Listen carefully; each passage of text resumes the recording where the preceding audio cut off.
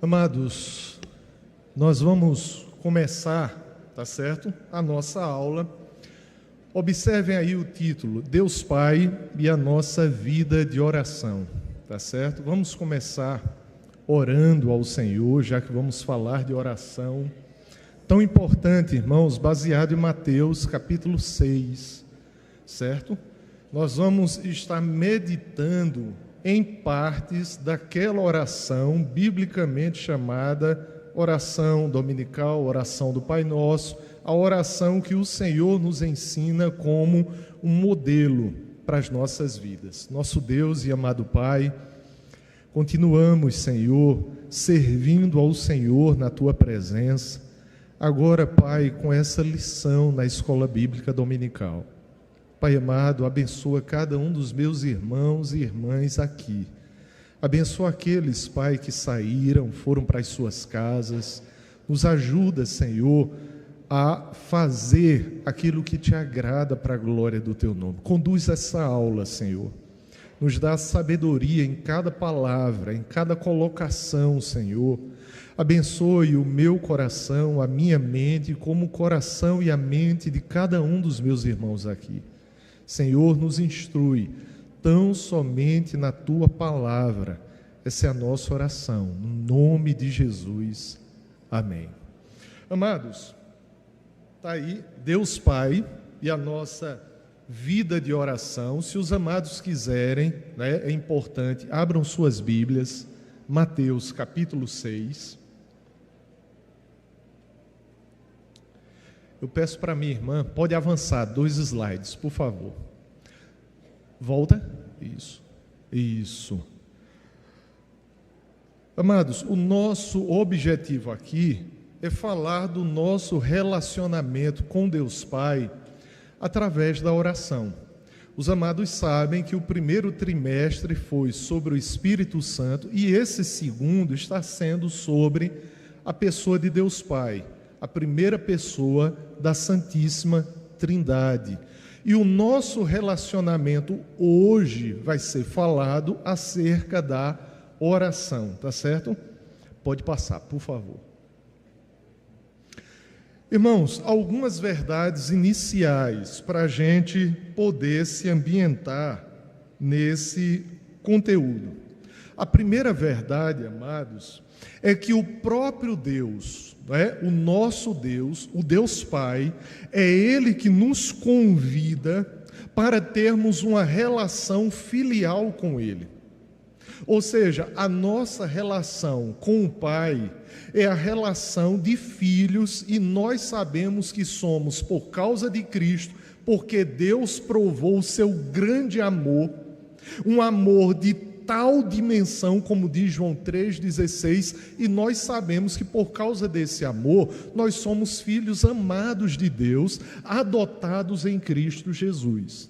Então, nós somos chamados, você e eu, a termos um relacionamento, amados, como filhos de Deus, e um relacionamento onde temos a liberdade de estar na presença do Senhor e com confiança. Por que isso é importante? Porque, amados, há várias formas erradas de se relacionar com Deus.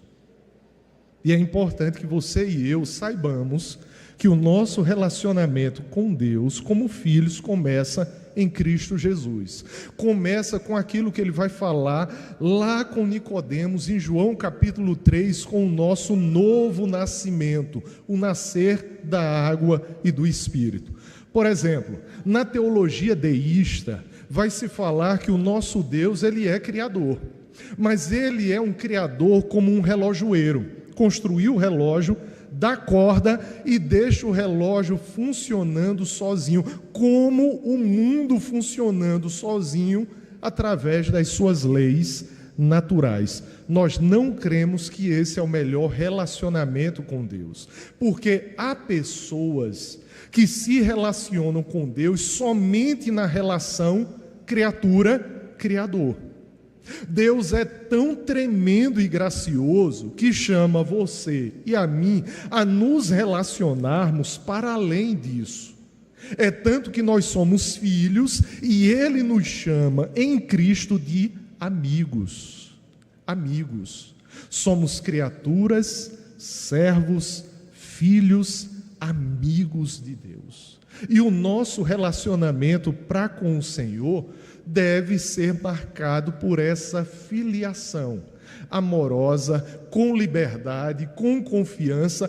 Claro que nós vamos estar na presença do Senhor com temor. E o temor não é medo. Temor é um respeito reverente para com Deus, sabendo que Deus, Ele cumpre tudo aquilo que promete. Ele cumpre as suas palavras de bênçãos, como também Ele cumpre as suas palavras de juízo e disciplina. Por isso, uma das definições de temor é essa: eu ter um relacionamento com Deus de uma forma respeitosa, a temer a majestade, eu assumir diante do Senhor uma postura de reverência diante daquele que está sentado no alto e sublime trono e promete o que cumpre. Mas a nossa relação é de filhos. Olha uma segunda verdade: a oração é dirigida ao Pai, em nome do Filho e na dependência e poder do Espírito Santo de Deus. Nós estamos falando, irmãos, e vamos falar ao longo desse ano, porque a temática geral da EBD esse ano é a Trindade. Então, nós observamos que em cada ato, irmãos, litúrgico, em cada ato, seja da ortodoxia, da ortopraxia, que é a prática condizente com o que diz a sã doutrina, em tudo, irmãos, está envolvida as três pessoas divinas da Trindade, certo? Entendendo que há um só Deus que subsiste em três pessoas. Nós oramos ao Pai no nome santo, precioso do único e suficiente mediador, que é Jesus Cristo, mas oramos na dependência, no auxílio, na ajuda do Espírito Santo de Deus, porque não sabemos orar como convém. E o Espírito Santo o que é que faz? Com gemidos inexprimíveis, Ele toma as nossas orações. Olha a graça de Deus através da pessoa do Espírito Santo. Ele toma as nossas orações e leva ao Pai segundo a vontade de Deus. Isso é tremendo, irmãos. A Trindade está envolvida na nossa oração. Outra verdade: o nosso Pai Celestial conhece nossas necessidades antes mesmo de pedirmos. Então, eu e você, nós devemos pensar na oração da seguinte maneira: a oração não é para eu informar a Deus acerca de nada. Primeira coisa, eu não informo a Deus, tá certo? Eu não trago uma notícia, uma informação que Deus não saiba. A palavra de Deus revela que Ele é o quê? Onisciente, presciente, conhece tudo, sabe de tudo, não somente do que aconteceu, do que está acontecendo e que ainda há de acontecer. Ele é onisciente, ele tem a sua presciência em relação ao futuro. Não é para informar, também não é para mudar a vontade de Deus. Eu não oro para mudar a vontade de Deus. E aí é importante a gente abrir um parêntese e entender o seguinte, irmãos: de acordo com a nossa teologia reformada, a doutrina central da nossa teologia, irmãos, é o pacto. É a teologia do pacto, é a teologia da aliança, é a doutrina fundamental da teologia reformada.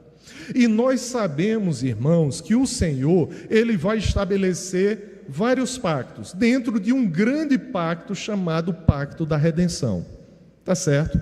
E nós sabemos, de acordo, irmãos, com o que diz a teologia reformada, baseada na palavra de Deus, que o nosso Deus, ele tem o seu decreto eterno. Se a gente falar no singular, é porque nós estamos entendendo que esse grande decreto eterno de Deus abarca todas as pequenas ordens e as vontades do nosso Deus. Ou nós podemos falar no plural, os decretos de Deus são eternos. Antes da fundação do mundo, o Senhor determinou todas as coisas. Nós cremos assim, enquanto teologia reformada. Agora, observe que há algo maravilhoso nessa teologia quando ela une os decretos à vida de oração, porque algumas pessoas vão entender assim: se Deus decretou todas as coisas, por que orar? Se Deus decretou tudo o que vai acontecer, por que é que eu tenho que orar? Vai acontecer orando ou não? Isso é uma interpretação totalmente errada. É a mesma interpretação errada quando se fala da eleição e alguns vão dizer: não, se nenhum eleito vai ser perdido, não preciso evangelizar.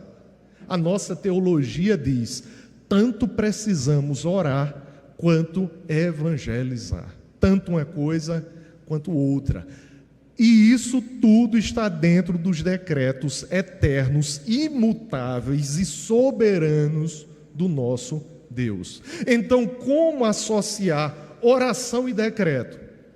Veja como nosso Deus, ele é maravilhoso. Porque quando pensamos nos decretos, a gente pensa no fim dos decretos.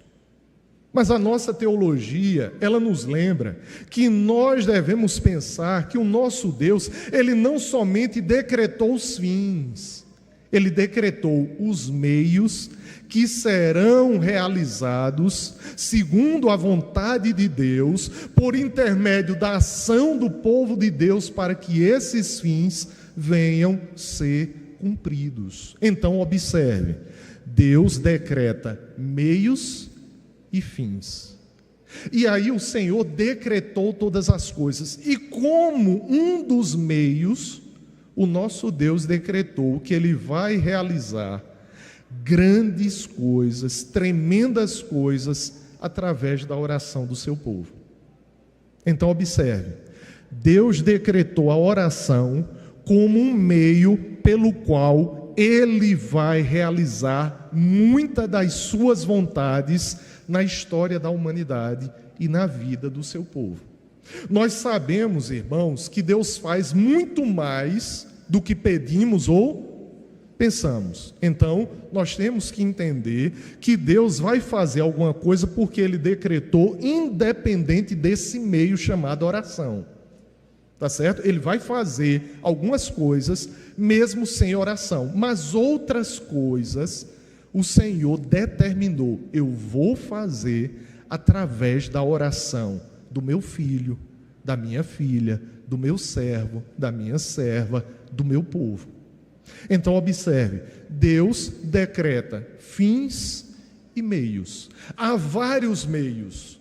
As leis naturais são meios, a história da humanidade são meios, as ações dos homens são meios, o pensamento, as ideias, filosofias são meios. Mas um dos meios que é chamado meio de graça, para que Deus ele cumpra os seus decretos sobre a minha e a sua vida, e sobre a vida do povo de Deus, e sobre o reino dele, sobre a face da terra, se chama oração. É por isso que nós, diante dos decretos eternos de Deus, nós devemos continuar orando, porque Ele determinou o que vai fazer através da oração. Ele vai realizar através da minha e da sua oração. Por isso, orar, por isso, evangelizar. Então entenda, a oração, nós não informamos a Deus, a oração não muda o coração de Deus, mas a oração está contemplada nos decretos de Deus, porque Ele realiza em nós tanto o quê? Tanto o querer como o realizar. Então está contemplada as orações nos decretos eternos de Deus, e Ele vai fazer através da oração. É tanto, amados, que nós podemos dizer uma verdade que muitas vezes a gente esquece. E essa verdade, por mais simples que seja, ela estimula a oração. Vai ter coisas que Deus só vai te dar, vai ter coisas que Ele só vai fazer na sua vida através do quê? Da oração. Porque Ele contemplou nos seus decretos a oração para efetuar aquilo. Por isso, eu e você, nós devemos pensar na oração como um privilégio, uma dádiva, uma ação através do chamado de Deus, mas também, irmãos, um meio de sermos abençoados pelo Senhor. Outra verdade, amados, Ele ouve a oração dos justos e vai responder conforme a sua sábia e perfeita vontade. O que é maravilhoso é que eu e você, nós contamos que o Senhor vai realizar na nossa vida aquilo que nós precisamos. Tá certo? O nosso Deus, Ele é um Pai perfeito, soberano, que não esconde. Lá em Efésios ele vai dizer: farei toda a minha vontade. Veja, isso é majestade, isso é soberania, isso é domínio, isso é poder. Nós estamos em oração diante de um Deus que é soberano, é majestoso, irmãos, como diz a oração dominical, está nos céus, é um Pai celestial. Ele faz segundo a sua perfeita e sábia vontade. E o que Ele vai fazer na minha e na sua vida não é realizar caprichos nossos. Ele vai realizar aquilo que nós precisamos. Se os nossos desejos, anseios, aquilo que nós colocamos diante de Deus em oração, se conformar à vontade de Deus, vai ser realizado. Se não se conformar à vontade de Deus, a palavra de Deus é clara: Ele vai fazer toda a sua vontade, a vontade de Deus. Tá certo? E uma última verdade, inicialmente, irmãos, orar ao Pai como meio de graça fortalece nossa fé e nos lembra que dependemos totalmente dEle. Amados, a oração, ela não é somente a gente se apresentar diante de Deus com uma lista cheia de petições. Mas a oração, irmãos, é para a gente buscar comunhão com o Senhor, relacionamento com o nosso Pai, o nosso Abba Pai, o nosso Pai querido por intermédio de Cristo Jesus. A oração, irmãos, ela nos lembra que eu e você, nós devemos dobrar os joelhos, curvar a cerviz diante do Deus Todo-Poderoso. A oração nos lembra, irmãos, que nós não somos autossuficientes. Nós precisamos do nosso Deus para nos mover, para respirar, para existir, para tudo aquilo que Paulo fala, irmãos, para os gregos no Areópago. Nós precisamos de Deus e a oração nos lembra disso, amados. Pode passar, por favor.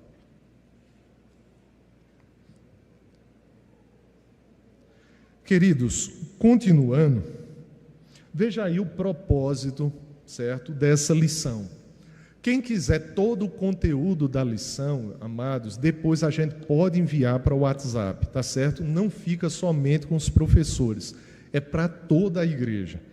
O propósito da lição é contribuir para que os irmãos compreendam que a oração é uma expressão de confiança filial no cuidado de Deus como Pai, que nos ouve, nos conhece profundamente e nos sustenta com a sua providência amorosa. Então, amados, a oração, relacionamento filial com Deus. Você é filho, filha de Deus, então você precisa da oração como canal de relacionamento para com o nosso Deus.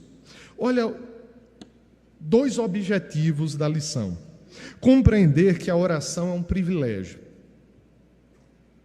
Irmãos, orar a Deus é um privilégio. Como fazer parte da igreja é um privilégio. Como vir à casa do Senhor é um privilégio. Como cultuar a Deus é um privilégio. Por que é um privilégio, irmãos? Porque nós entendemos que não merecemos. Os méritos não estão em nós. Mas o Senhor, de forma graciosa, nos convida a esse relacionamento íntimo de filhos para com o Pai Celestial. Então, é um privilégio concedido pelo Deus Pai, que cuida e provê graciosamente aos seus filhos. Um outro objetivo: reconhecer que a vida de oração expressa a nossa dependência. Então, observe o seguinte: o pastor Augusto Nicodemos, há anos atrás, escreveu um texto chamado Ateísmo Cristão.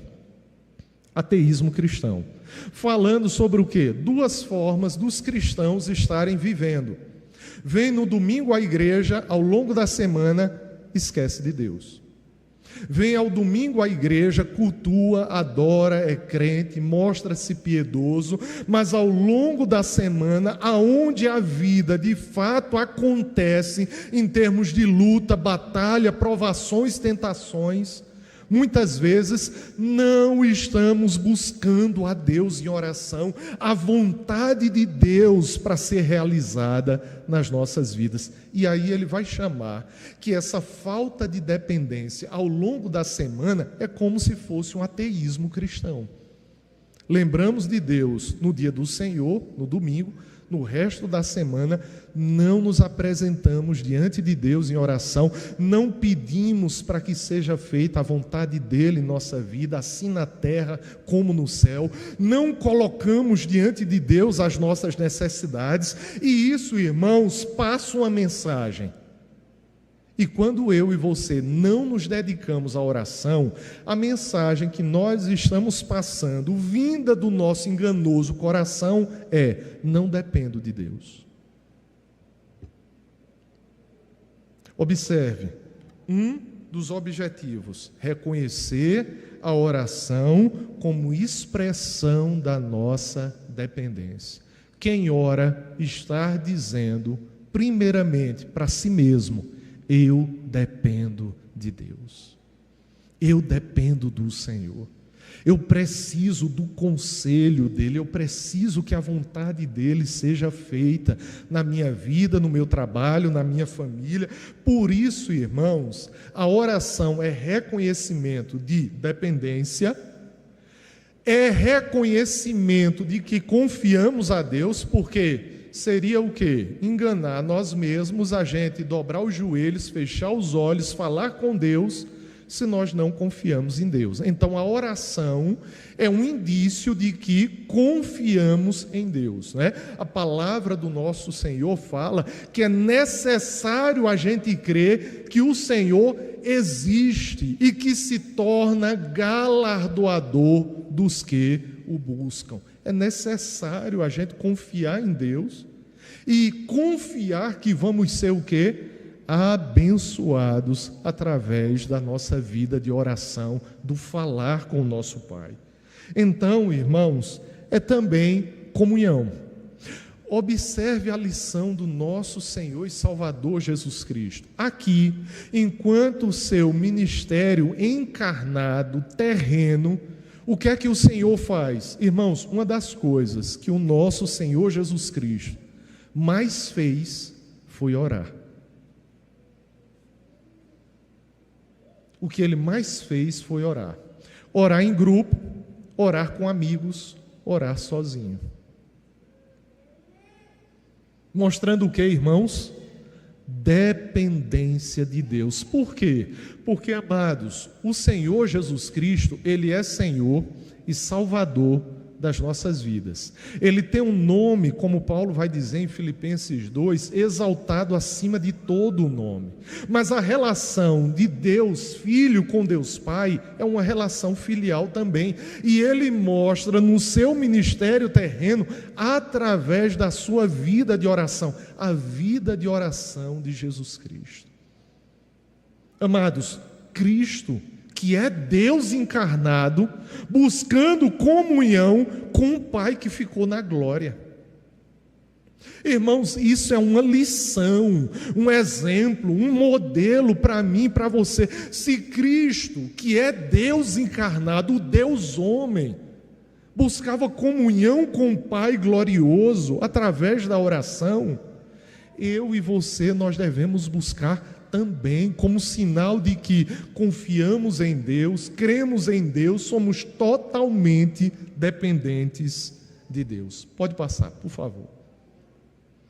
Amados, uma introdução aí. A oração é uma das mais preciosas expressões da comunhão do crente com Deus Pai. Amados, nós estamos no culto, nós lemos a palavra, tudo isso é fundamental. Mas é como o pastor Hernandes, ele coloca, e o pastor Augusto Nicodemos coloca também, a oração e a palavra são as asas do avião. E nós precisamos de uma, tanto quanto precisamos da outra.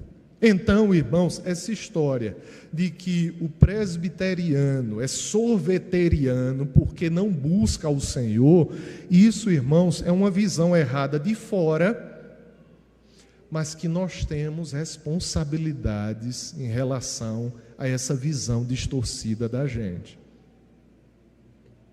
Nós não estamos isentos de culpa em relação a isso, porque a gente precisa orar mais, irmãos. A gente precisa buscar mais a Deus. Nós precisamos orar mais em casa, precisamos orar mais na igreja. Veja, a oração como uma das mais preciosas expressões da comunhão com Deus. E aí eu pergunto a você, como é a sua relação com Deus? Porque, como eu falei, tem pessoas que vão se relacionar com Deus como um Deus que é unicamente transcendente, distante. Uma vez conversando com um amigo que é católico, ele estava criticando a nossa visão evangélica do nosso relacionamento com Deus, ele dizendo assim, para muitos evangélicos, Deus é como uma massa de manobra, próximo demais, íntimo demais, maleável demais. Para ele, o relacionamento com Deus é muito distante. Como aquilatar essa distância? Por intermédio da quantidade de mediadores que eles nomeiam entre eles e Deus. Deus é tão distante na visão de muitos aí, que é preciso, e vai haver essas heresias, inclusive uma das heresias que estava lá na igreja de Gálatas, era a heresia que via os anjos como uma escada mediadora entre os cristãos e Deus. A heresia colossense. Irmãos, não podemos ir para nenhum extremo. Deus distante demais e Deus maleável e massa de manobra, de maneira nenhuma. Mas eu e você, nós devemos orar a Deus com intimidade. Ele é o teu Pai, Ele é o meu Pai, e Ele é um Pai que está pronto a nos ouvir e atender as nossas orações segundo a boa, agradável e perfeita vontade dEle. Então, Deus não é só transcendente, Deus tem um relacionamento com a sua criação, Ele é imanente, mas também nós não determinamos nada a Deus. Você determina alguma coisa a Deus? Eu e você não temos autoridade para isso. Nós não temos. Amados, se a gente for olhar a Bíblia, não somos nós que repreendemos ao maligno. Até os anjos nos ensinam, irmãos, que é o próprio Deus que repreende ao maligno. A gente deve orar, Senhor, repreende o maligno. Quem sou eu e você para determinar para Deus, ou por mim mesmo repreender o inimigo? Não. Senhor, seja feita a tua vontade. E quanto ao inimigo da minha alma, repreende, Senhor, no teu poder e na tua autoridade, no nome de Jesus. Mas nós não determinamos a Deus, nós não cremos, irmãos, que esse é o melhor caminho para uma vida de oração. Nós devemos, como a oração de Cristo, que Cristo ensinou à sua igreja, diz: seja feita a tua vontade, assim na terra como no céu.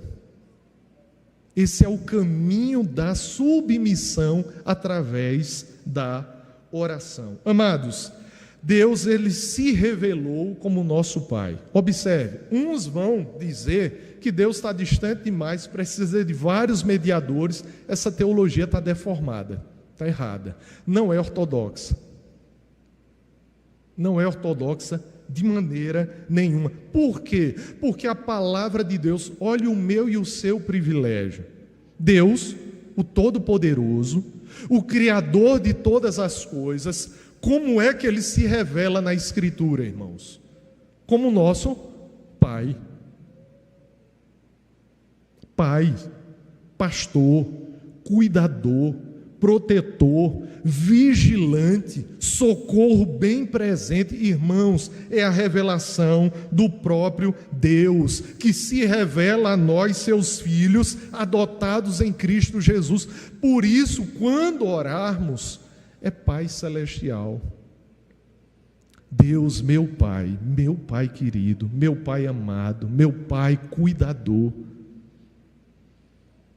Irmãos, Deus, ele nos chama a esse relacionamento. A nossa vida de oração, amados, está alicerçada no fundamento seguro da revelação de Deus como nosso Pai. Eu e você, nós temos convicção de que seremos ouvidos por causa da mediação do nosso irmão mais velho, o nosso Senhor e Salvador Jesus Cristo, ao nos apresentar na presença do Pai Todo-Poderoso. Abra sua Bíblia aí em Mateus, veja aí, Mateus capítulo 6, olha o versículo 9. O Senhor, ele começa dizendo assim: portanto vós orareis assim. Veja, o Senhor está nos dando um modelo, mas você vai observar que é mais do que um modelo para ser repetido. Ele está falando de toda uma estrutura que as nossas orações elas devem ter. Mas além disso, além da estrutura das nossas orações, o Senhor está aqui com a oração chamada dominical, ou popularmente conhecida como Pai Nosso. Ele está nos dizendo como deve estar o nosso coração quando nós oramos ao Senhor. Como está o nosso íntimo para com Deus. E ele começa dizendo: portanto, vós orareis assim: Pai nosso que está nos céus. Pai nosso que está nos céus. Amados, isso nos lembra duas coisas preciosíssimas. Pai nosso. Veja, a própria palavra de Deus, através de Cristo Jesus, nos ensinando um modelo e uma disposição de coração para as nossas orações, apresenta o Deus Todo-Poderoso, o Yahvé, o Todo-Poderoso, Criador de todas as coisas, como o Pai Nosso. E isso nos dá a ideia de que é o próprio Senhor Jesus Cristo ensinando aos seus discípulos que é necessário você e eu nós termos uma intimidade relacional com aquele que é majestoso e soberano. Por quê? Além de dizer que Deus é o nosso Pai, esse Pai está onde? Está nos céus. Pai amoroso, Pai que nos chama à intimidade, mas que nós devemos entender que nós estamos na presença não de qualquer pessoa. É o nosso Pai, e a esse Pai celestial, que é majestoso, que é soberano, nós devemos o quê? Um respeito reverente, que é sinônimo de temor para com Deus.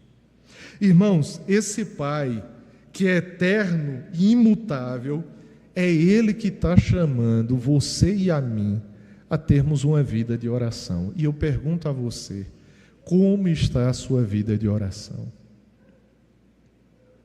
Como está a sua vida de oração? De falar com aquele que te chama para ter uma relação filial com Ele, já que Ele se apresenta como o nosso Pai. Pense nisso. Pode avançar, por favor.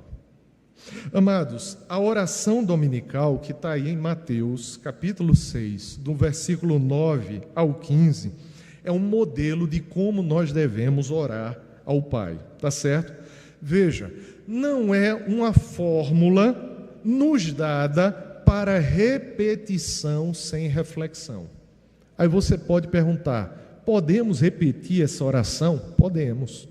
Podemos fazê-la? Podemos. Agora, amados, pensando em cada ato dessa oração, pensando na introdução, no prólogo, como também nas 6 petições que constituem a essa oração.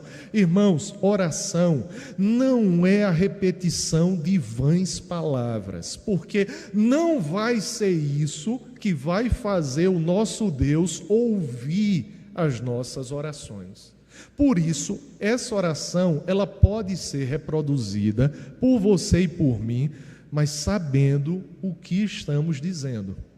E principalmente com que disposição de coração estamos fazendo, tá certo? Então, ela não é uma fórmula para repetição irrefletida.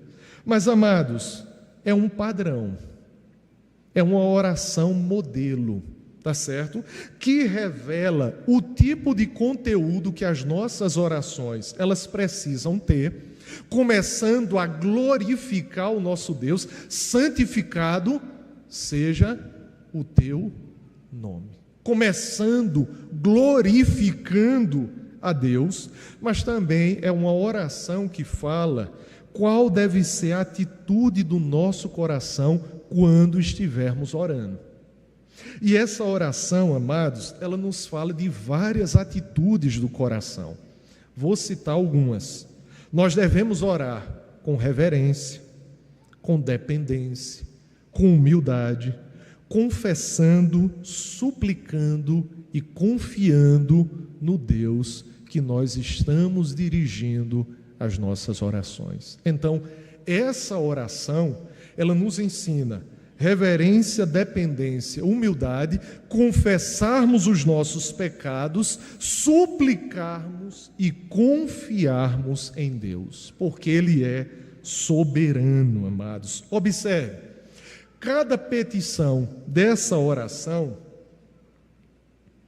ela vai se dar depois, irmãos, de buscarmos primeiramente a glória de Deus, a glória do nosso Pai. Porque observe, o versículo 9 diz o quê? Santificado seja o teu nome.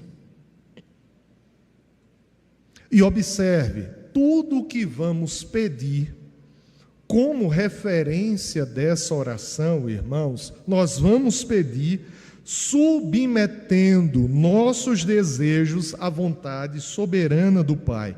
Observe o versículo 10. O versículo 10 vai dizer: faça-se a tua vontade. E, inclusive, amados, nós devemos orar quando nós estivermos percebendo que o nosso coração está endurecido, que nós estamos teimosos em um determinado pedido, porque a gente deve ter sabedoria para diferenciar, irmãos, aquilo que a gente ainda não ouviu, daquilo que a gente já ouviu e foi um não, e a gente ainda está continuando a teimar diante de Deus. A gente deve diferenciar isso, porque muitas vezes a gente diz assim: não, Deus não respondeu. Não, Ele não respondeu o que você queria ouvir. Você queria ouvir sim, Ele respondeu não. Então o que é que se faz? Muda a oração. Eu já não vou insistir com Deus diante daquilo que Ele já me disse não. E, inclusive, nós precisamos, amados, orar para que a nossa vontade seja a dele. Que Ele venha moldar a nossa vontade e fazer com que a nossa vontade seja a vontade de Deus. Entendendo, amados, que é a melhor. Então, a oração verdadeiramente cristã, pense nisso. Eu e você, nós devemos pensar, irmãos, não em qualquer fé, por exemplo, mas é na fé genuína.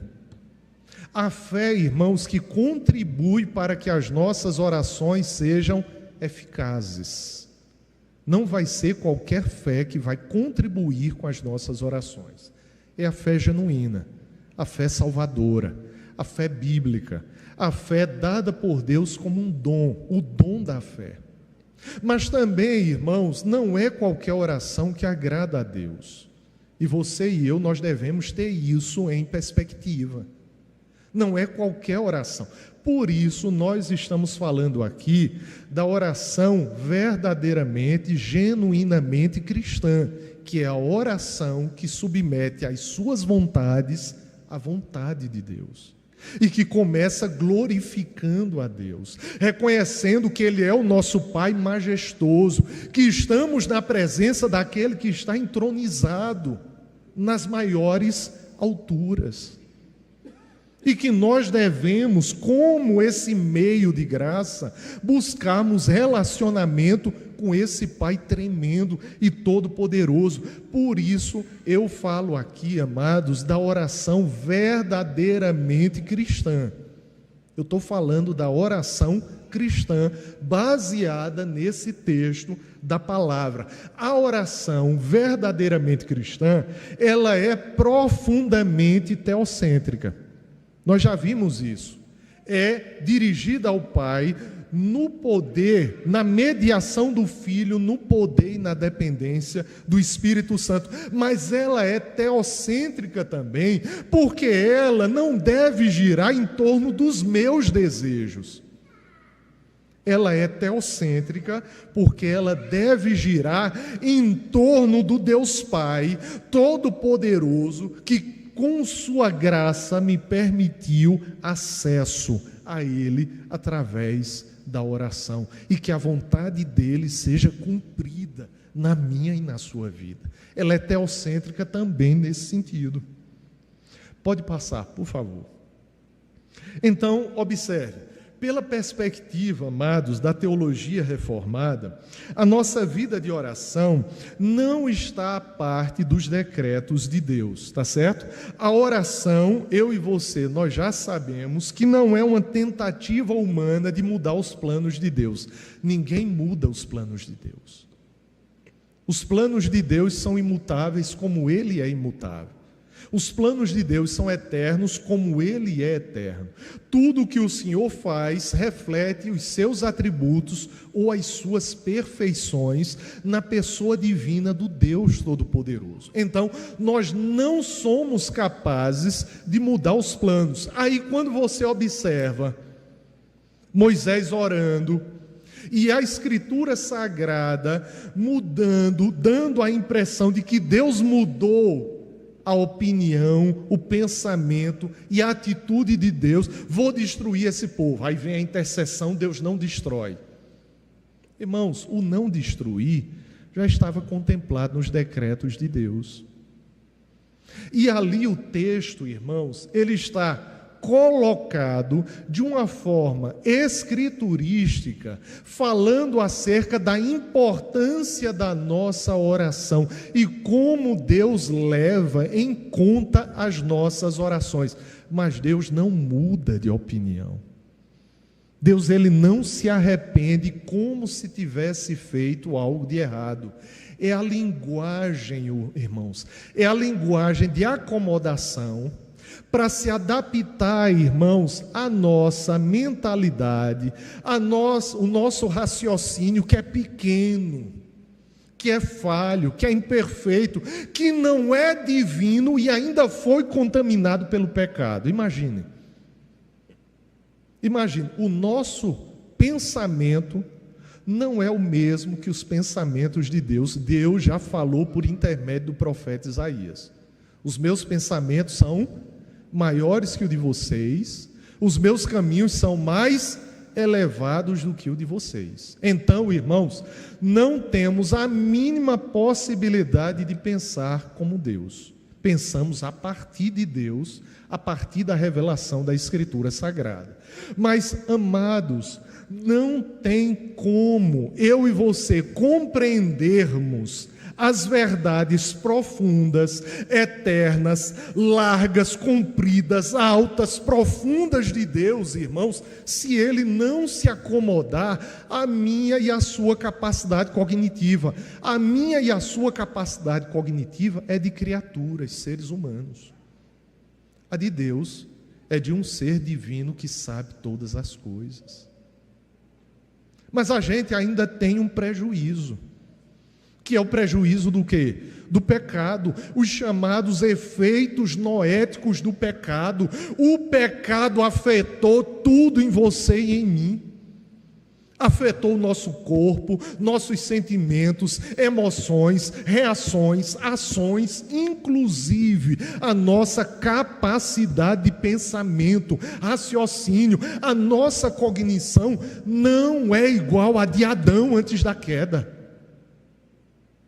Não é. Mas o nosso Deus, sendo gracioso, Ele faz o quê? Ele se acomoda à nossa linguagem. Ele se acomoda à minha e à sua compreensão. Ele se acomoda à linguagem de homens. Por isso ele revela a sua vontade em hebraico, aramaico e grego. E ainda, amados, se entendeu que é necessário, porque nem todo mundo vai saber hebraico, grego e aramaico, se viu a necessidade de fazer o quê? Traduzir para todas as línguas humanas. Por que isso? Porque Deus quer que o conhecimento dele se espalhe por toda a terra, entendendo que ele se acomoda a mim e a você.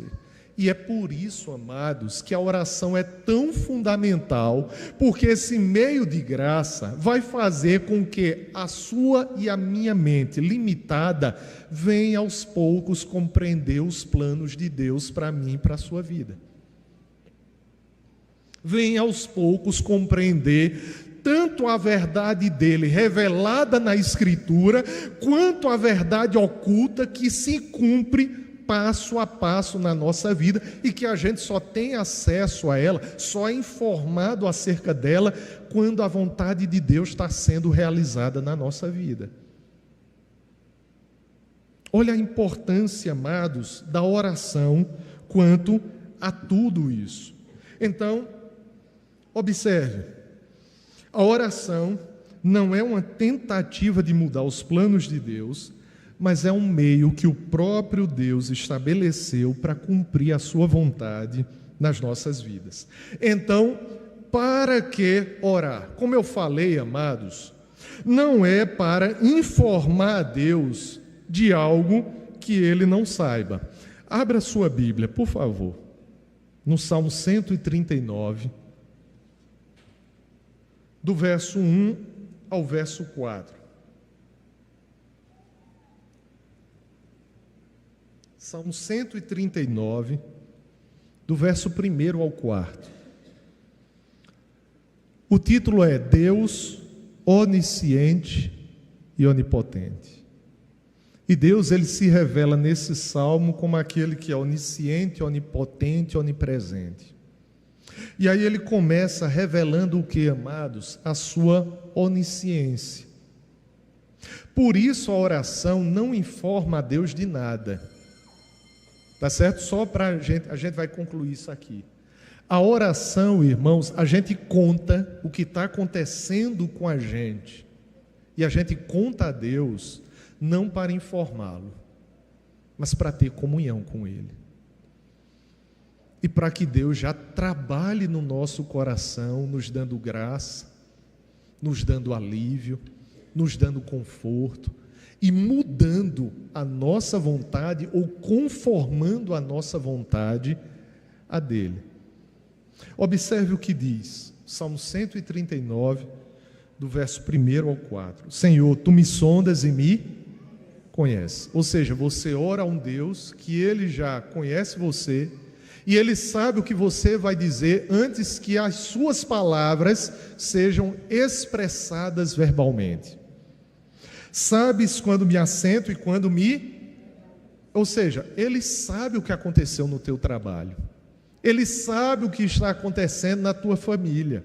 Ele sabe o que está acontecendo dentro de você, em termos físicos, mas também emocionais. Ele sabe o que está acontecendo com você. Aí a gente não vai contar a Ele? Vai, mas como uma forma de comunhão, intimidade, relacionamento, como Paulo bem diz lá em Filipenses 4, 6 e 7. A gente ora ao Senhor, a gente pede com ações de graça, para que a paz do Senhor, que excede todo o entendimento, venha guardar nosso coração e a nossa mente. A gente conta tudo o que se passa conosco, para com Deus, irmãos, não para informá-lo, ter comunhão com Ele, relacionamento. E para que nessa forma de compartilhamento, o Senhor já trabalhe no nosso coração, Ele já nos mude, Ele já venha nos transformar, nos confortar. Então veja, nós oramos a esse Deus revelado no Salmo 139. Sabes quando me assento e quando me levanto. De longe penetras os meus pensamentos. Então você vai orar, você vai contar, tirando essa de que vai informar a Deus. Você não informa a Deus. Você conta como intimidade e relacionamento com o Pai. Não tem aquela história... O pai ficou sabendo do que o filho fez na escola, do que fez na casa dos avós, alguma coisa. Aí o filho vai lá e conta ao pai. Pai, fiz isso, isso e isso. Aí o pai diz, eu já sei. Eu já estou informado do que você fez. Eu já estou informado do que aconteceu com você. Mas observe, o pai não privou o filho de contar o que fez. Ou de contar o que aconteceu com ele. Por quê? Porque aquilo é expressão da comunhão do filho com ele. Da mesma forma, é expressão da nossa comunhão para com o Pai. Contarmos tudo aquilo que se passa, nossas angústias, tudo, absolutamente tudo a Deus. E aí, amados, veja o versículo 3 e 4 para a gente finalizar. Esquadrinhas o meu andar e o meu deitar, e conhece todos os meus caminhos. Ainda a palavra me não chegou à língua, e tu, Senhor, já conheces toda. Então você se ajoelha, você fecha os olhos, você une as mãos e você ora a um Deus que é onisciente. Você ora pela mediação de Cristo, na dependência e poder do Espírito Santo, para ter comunhão com o Senhor. Que Deus nos abençoe, meus irmãos. Vamos ficar em pé, vamos orar? Eu quero convidar o presbítero Paulo Magnata. É presbítero, vem cá, vem orar aqui. Vai tomar posse, mas já é eleito, né? Já está na bênção. Amém. Vamos orar, meus irmãos. Pai querido, Pai amado, nós te agradecemos, Senhor, mais uma vez, porque estamos aqui presentes, Senhor Deus, que podemos, Senhor, aprender um pouco mais de Ti, Senhor Deus.